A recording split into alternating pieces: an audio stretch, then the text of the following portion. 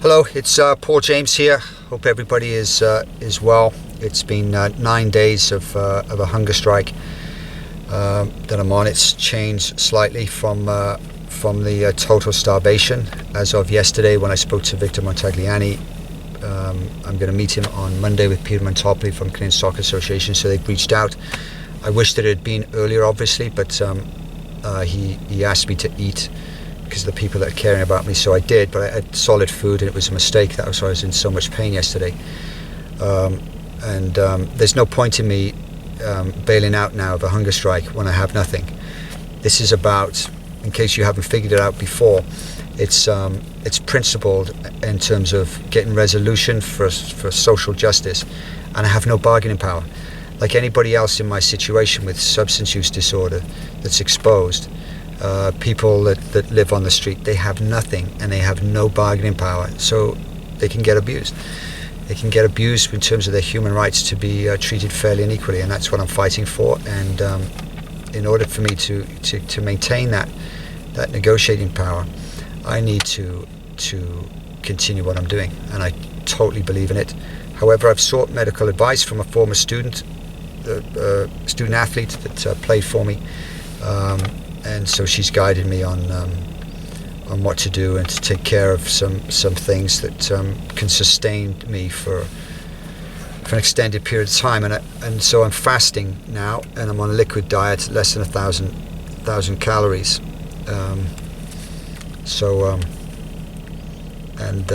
We'll see how that goes. That's reasonable. I can survive for a while on that, and but if I don't get anywhere, it's eventually going to lead to only one thing, because the way that I see it for myself is that unless there's resolution to this, then I'm going to be the Winston Smith of 1984, the modern version of Winston Smith.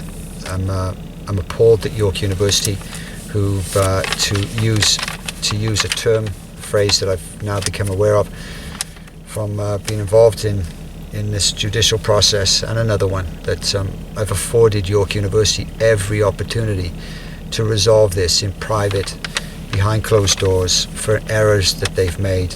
I was 100% discriminated against. They knew that I was in dreadful distress, and anybody that knows me, and particularly in this footballing world, when I left York University, it didn't make sense to anybody, and but that's what we expect. That we expected Rob Ford to leave his role and his job because he had a substance use disorder. We classify it to Supreme Court and under law that it's a handicap, it's a disability to have a substance use disorder, but we don't protect the people that have that disorder. So the people that have contacted me to say and requesting that I stop, and one in particular suggested that I'd set up an advocacy group and be supportive, and I should have done that at the beginning instead of doing this. It's nonsense. Is that what you don't grasp is how powerful a juggernaut Stigma is. I would have no chance. Nobody would take me seriously. And in the Canadian mental health care system in Canada, it's an absolute disgrace. Is that you get treated as poorly in that system, at least I have, whether it's with KMH on a very brief, frivolous circumstances. They couldn't even deal with that fairly and appropriately to provide me the information that I had a right to. It's just been appalling, and so no. If I set up something on my own, if I don't get social justice here, then I'm not going to exist.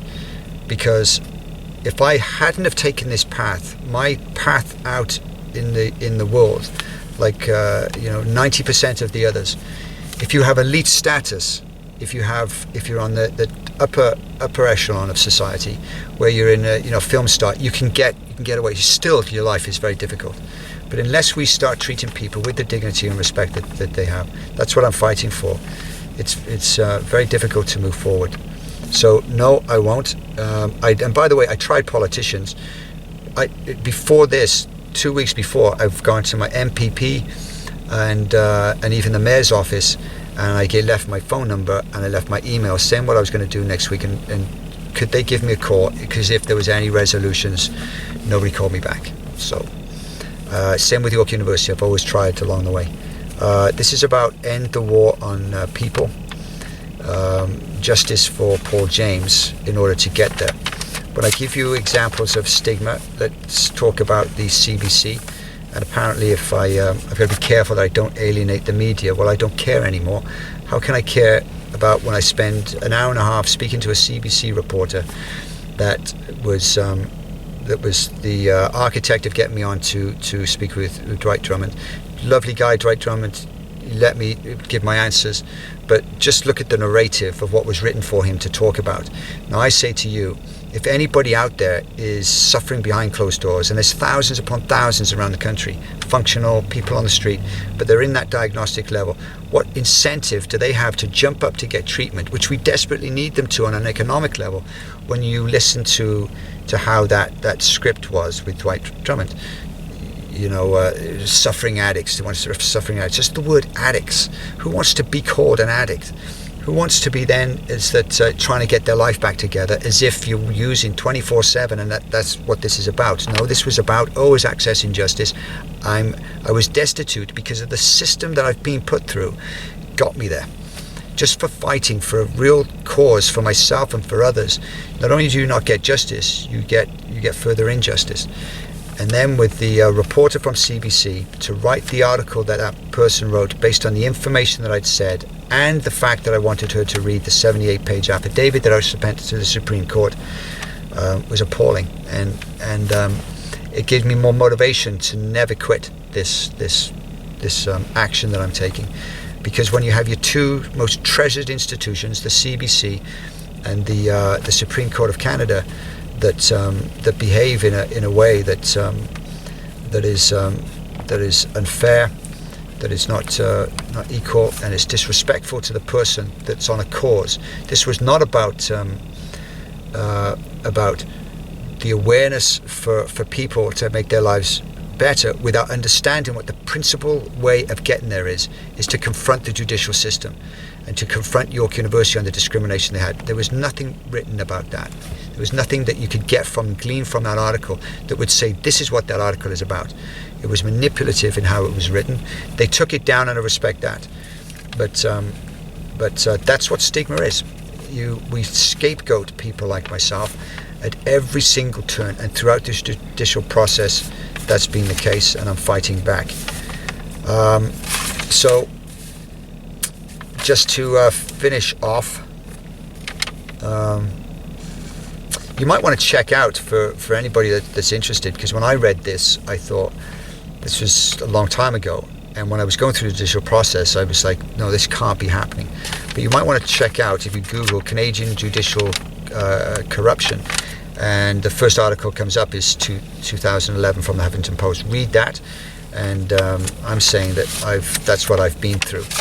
I'm just going to finish off with a couple of things, because tomorrow I'm going to get through my life story from 2008 in regards to opening up about my addiction and what happens to get me to this place where I decided to go on hunger strike for the second time, by the way, in the last 4 months. So I'm going to read you some things. These were part of some of the submissions in different areas. The World Health Organization sees health damaging experiences resulting from a toxic combination of poor social policies and programs, unfair economic arrangements, and bad politics. So I've been around long enough and going through this system.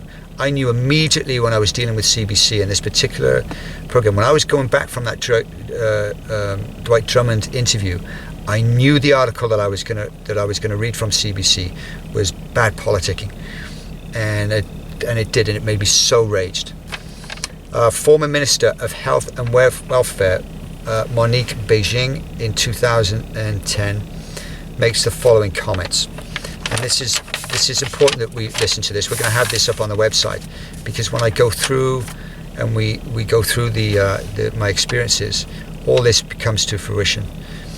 The truth is that Canada, the 9th richest country in the world, is so wealthy that it manages to mask the reality of poverty, social exclusion, discrimination, the erosion of employment quality, its adverse mental health outcomes and youth suicides. While one of the biggest spenders in healthcare, we have one of the worst records in providing an effective social safety net.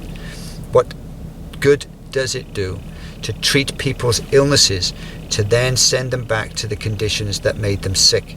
So it's beautifully put, and it hasn't changed, and that's what I'm going through. And if you look at, if I go back, if I don't confront this, I don't get access to social justice, I would go back, and if I tried to coach, because I've tried to coach, and you're going to hear about the circumstance of the 1 7-week coaching assignment that I had and what I had to do and what ended up with that. Unless we have and we take care of the social conditions in terms of the social environment that you back in, which is I'm trying to do now, then people like myself, you just won't be able to move forward. She added that adding social sciences evidence, we now have accumulated, indisputable, unequivocal evidence that social injustice is killing people on a grand scale. That's what you're looking at with myself, Paul James, the Winston Smith, the modern Winston Smith of an absurd story as far as the social justice goes.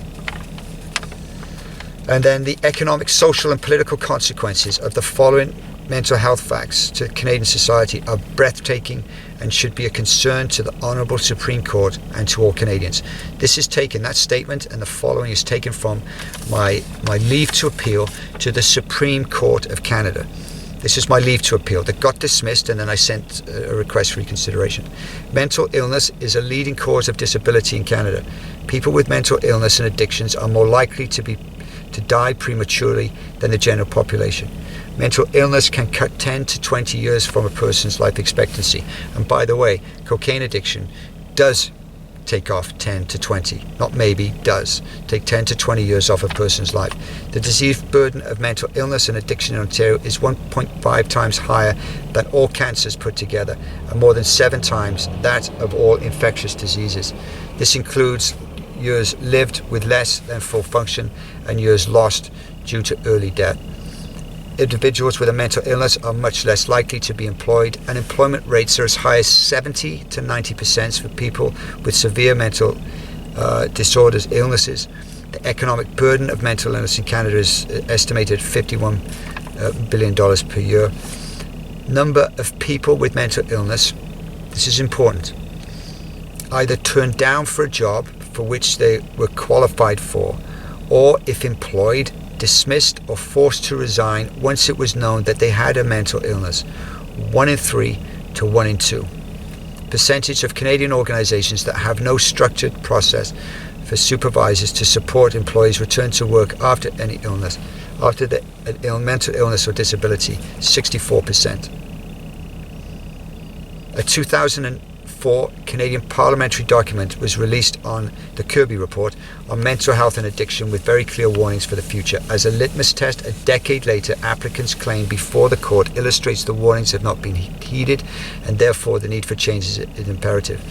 This was the part of the report. The economic burden of mental illness, addiction, and suicidal behaviour is enormous. It is clear that governments must take the necessary steps to contain or reduce such a heavy burden. So those are facts that I put and illustrated out into the judicial system. I've given you that Huffington Post about the Canadian system being corrupt. You read that, and I'll comment on it tomorrow. But that's what I've been through. And while my case was being dismissed, the Supreme Court were making decisions and taking on cases to decide whether a Canadian can fornicate with an animal. Now, I would say that in terms of what's more important to us, when it should be on the forefront of social consciousness. And when I talk about that statement, that social sciences evidence, unequivocal, indisputable evidence that social injustice is killing people on a grand scale, that's me. I cannot, even going through this, if York University and the Supreme Court rule and do in favour, how can I possibly get justice at this stage? I'm fighting for it, and they can give it to me, but you cannot get delayed justice. No amount of apology, no amount of money can turn around and take away what's happened. Yes, I can move on, but I can never forget the damage that's been done to myself. And if it's happening to myself, what about those poor people down on the street that when you talk about they don't have willpower, they don't have that? Yes, they do. They have more willpower than most of us to be able to survive and keep going in that environment, just to sustain and live themselves in what they do. I'm not advocating that they go in this crime, but the majority don't participate in crime. They just survive and that they live. You know, at the Supreme Court, just to give an example, and this is not even talking about York University denied that they knew that I had a health issue. Jem Myers, the athletic director, and I feel so terrible that I have to address this in public, because I've always tried behind to do the right thing, as the tribunals say, resolve the issue. I went to York on a number of occasions, but when I sat down that time on the bench in Ottawa, it was so difficult for me, being so stigmatized. 8 years. People think you use for 8 years because you want to, because you're a bad person, because you're morally inept.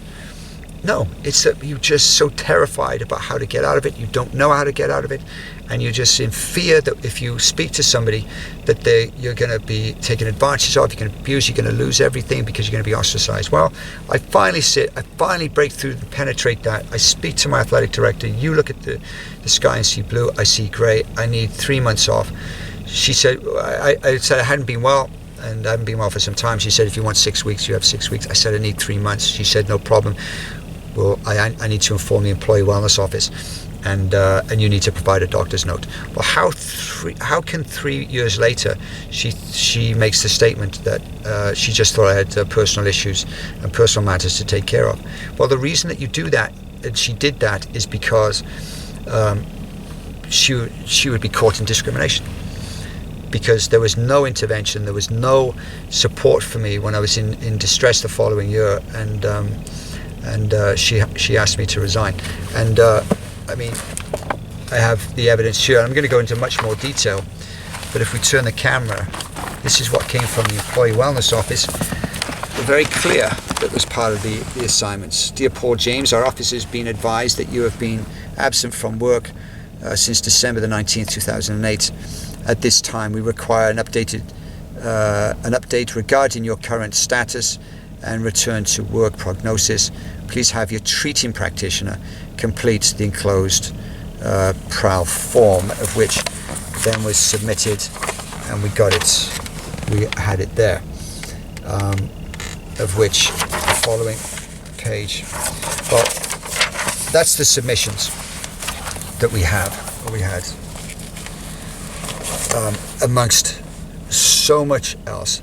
It identified how can you conceptualize the fact that as soon as somebody lies, that was the proof that they would have had and known that I had a mental disability, of which they tried to manipulate in their case, that just because I said blue skies and grey clouds doesn't mean that it was necessarily anything to do with depression. Well, not in the world that I live. Anybody in a management position that gets that information, that can't conceptualize when you're away for 3 months, you talk to the men's coach to go take the women's coach, you have your 2 assistant coaches resigning, you then go away again the following year.